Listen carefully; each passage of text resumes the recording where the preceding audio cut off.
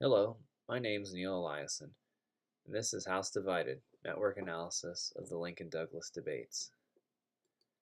Abraham Lincoln, when addressing Congress, said, "Fellow citizens, we cannot escape history. We have a unique opportunity to leverage the high amounts of processing and storage currently available to find big data solutions to understand the past and to inform the future." One discipline that seeks to leverage these tools is network science. It attempts to understand the behavior of complex systems and to do so without being wedded to one particular discipline, using empirical methods, creating quantitative and mathematical models, and leveraging computational methods to better understand the structure behind complex systems.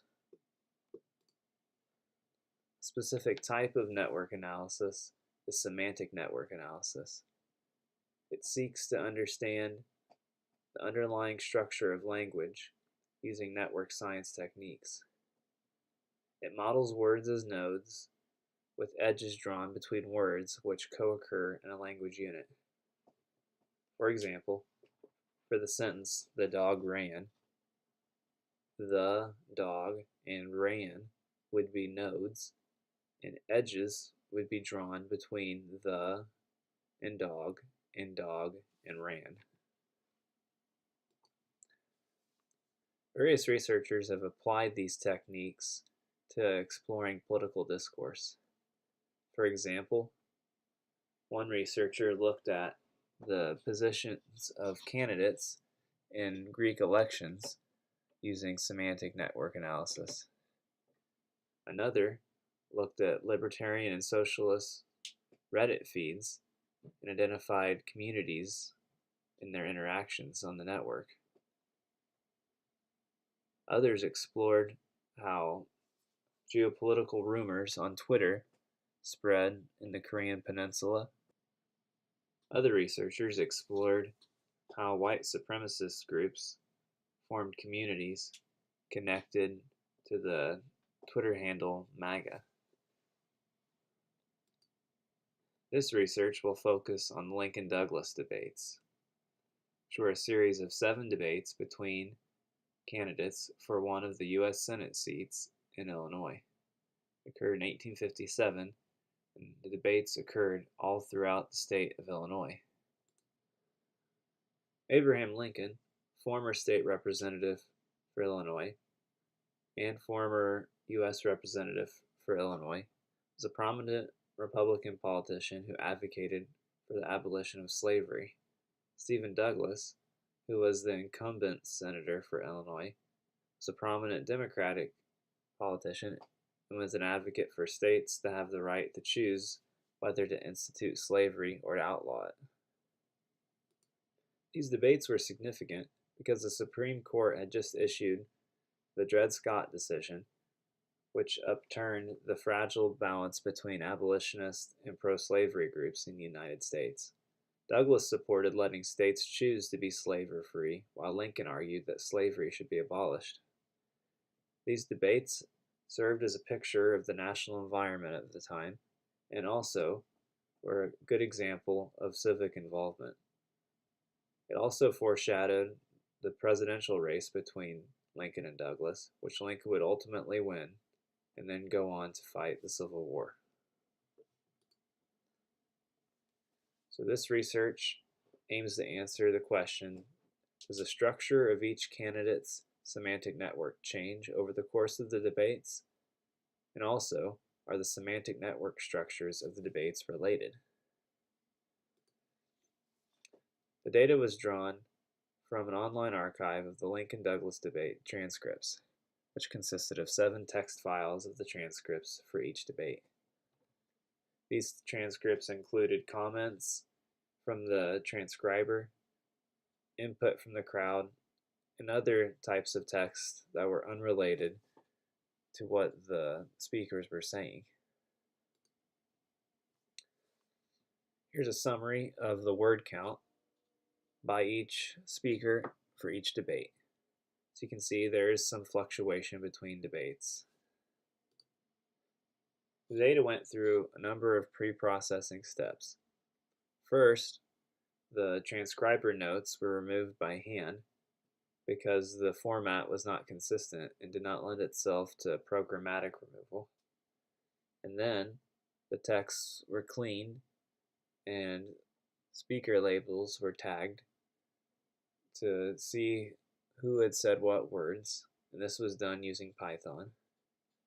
Then the words were lemmatized to convert them to the root form of the proper English word, and this used the Natural Language Toolkit Python library. And then stop words were removed, which are words that do not add to the semantic meaning of a text.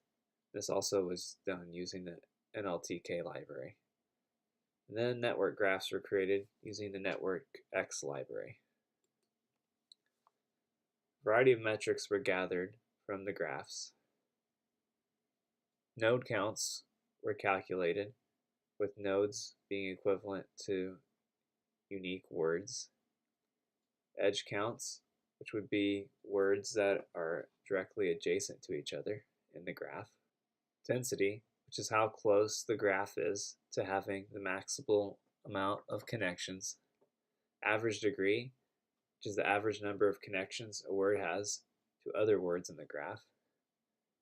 Diameter, which is the longest, shortest path between nodes in the graph.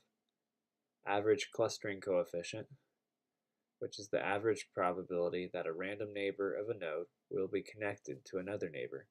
This was estimated based on 1,000 trials. Node importance was also calculated using a number of centrality metrics. Degree was calculated, which is the number of neighbors a node has. Closeness, which is the reciprocal of the sum of all the shortest paths from node to all other nodes. Betweenness, which is the sum of shortest paths between two nodes, which passes through the node in question, divided by all shortest paths. Eigenvector centrality, which assigns importance to nodes with well-connected neighbors having higher rank than those without. And PageRank, which is similar to eigenvector centrality, but divides nodes' importance among neighbors. For the purpose of this presentation, it was difficult to visualize all of these different metrics across all debates. It was too much information to take in on a slide. So a technique was used where each centrality measure would get a vote and would vote for what ranking a word should get. And that was used to aggregate the different metrics down to one number. And here's the network topology for each debate for Stephen Douglas. So you can see each row in this table is a debate, and the different metrics are the columns. Here we have time series plots of the metrics. At the top, we have nodes and edges. You can see that Douglas's speech used the most unique words in the third debate, and the rest of the debates are sloping up to and away from here. Density increased at the fifth debate, but the graph is very sparse. For average degree, nodes increased in degree until the third debate, after which they leveled off at the average.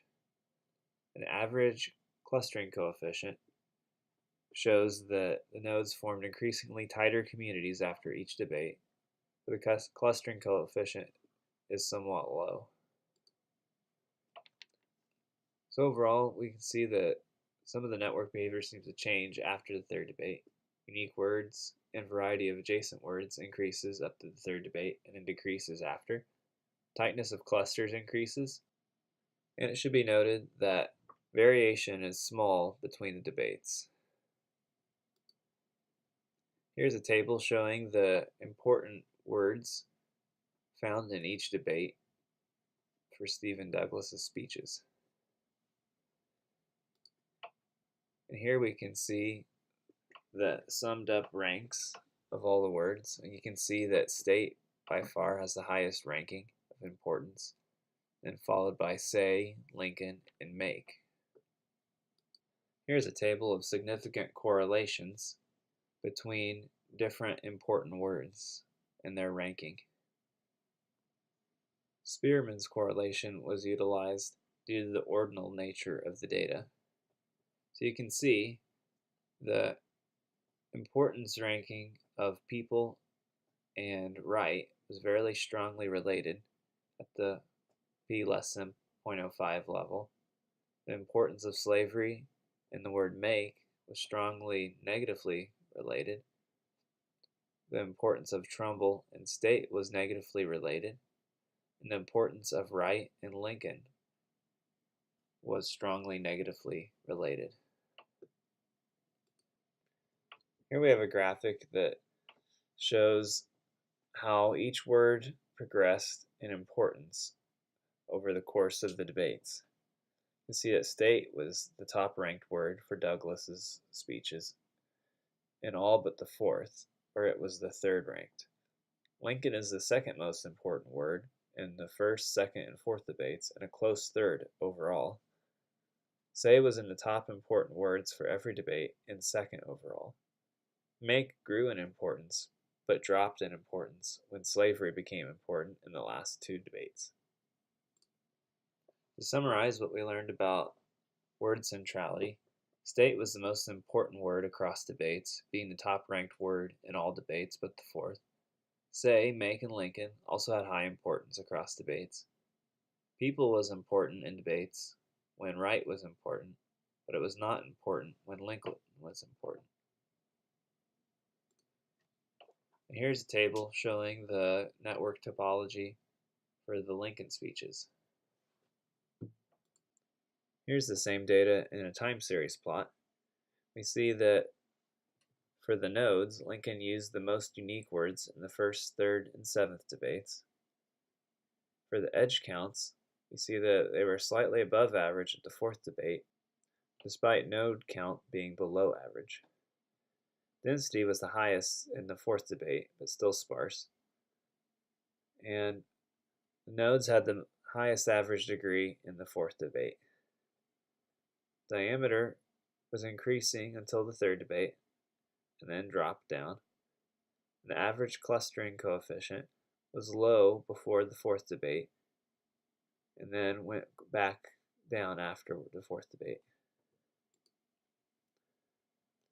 So overall, the fourth debate exhibited highest average clustering coefficient, average degree, and density. The fourth debate also had slightly above average edge count while having a lower than average node count. And like in the Douglas speeches, the range of variance was small between the debates. Here's a table showing the important words for each debate for Lincoln's speeches. And here's an aggregation of all the ranks. You can see that Say has the highest importance across the debates. After that, Judge has the next highest, followed by Make. Here's a correlation table, which uses Spearman's correlation again. You can see that Trumbull and Bill were important words in the same debate, and Say and Douglas were strongly negatively correlated. Here are all the word timelines for Lincoln's speeches. You can see that Judge and Say take turns being the most important word in Lincoln's speeches. Also, the only time that Say drops below the second rank is when Douglas is an important word in the fifth debate. Also, Trumbull and Bill both become important in the fourth debate.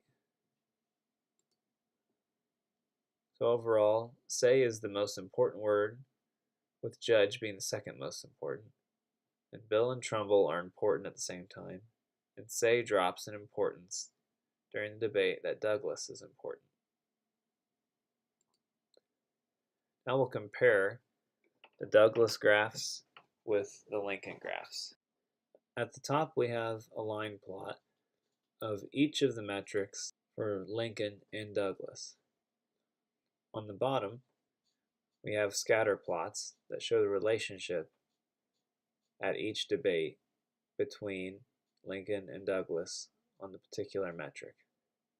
So you can see from the line charts and the scatter plots, there's not any strong relationship occurring. This is confirmed when we run a Pearson correlation on each of the metrics for Lincoln and each of the metrics for Douglas. None of the metrics have a significant p-value, so none of these correlations are significant. Here we have important words and their ranking in a horizontal bar chart, with the orange bars being Lincoln and the blue bars being Douglas. You can see that state and would were more important in Douglas's speeches than in Lincoln's. Say, write, upon, and one were more important in Lincoln's speeches than in Douglas's. Party, principle, Mr., and Lincoln were only important in Douglas's speeches. Think, judge, Douglas, bill, and answer were only important for Lincoln's speeches. And slavery and Trumbull were of similar importance in both men's speeches. So, research question number 1. Does the structure of each debater's semantic network change over the course of the debates? The answer is yes, it does, but not very much. Word count changes over time for both debaters. There seems to be a range of around 1,500 words between the shortest and longest debate. Network topological features change over time, but the range of changes are narrow, and so they may not be significant. And important words change over time. This may reflect specific network structures that change as opposed to global network structures that are changing, which would be what is measured by topological features. Are the semantic network structures of the debaters related? No evidence was found to support this theory. No significant correlations were found between network topology of the two debaters' speeches. This could be, in part, an issue from the small sample size, which results in weak statistical power. There may be some relationship there, but we didn't have enough statistical power to measure it. Other insights, not related to the research questions, was that by utilizing a variety of centrality measures, it seems that we were able to find important words that fit with the context of the debates. Douglas's most important word was state, which lines up with his concern for states' rights and his position that states should decide for themselves to be free or slave states. And both debaters had words referring to their opponent rank high in centrality, which fits how much of the debates were spent attacking the other's position. In Douglas's speeches, right had higher centrality when the word Lincoln had low centrality, and right had high centrality when people had high centrality. This might reflect how, when Douglas was attacking Lincoln's position, he was not exploring his own position, which was states' rights, but when he was exploring the states' rights position, he might be talking about how that affects the people. Though this is somewhat speculative, it highlights the exploratory power of utilizing centrality measures. It allows us to look at individual word choices and see how that might be reflecting a greater political strategic approach. Another insight was the uniqueness of the fourth debate.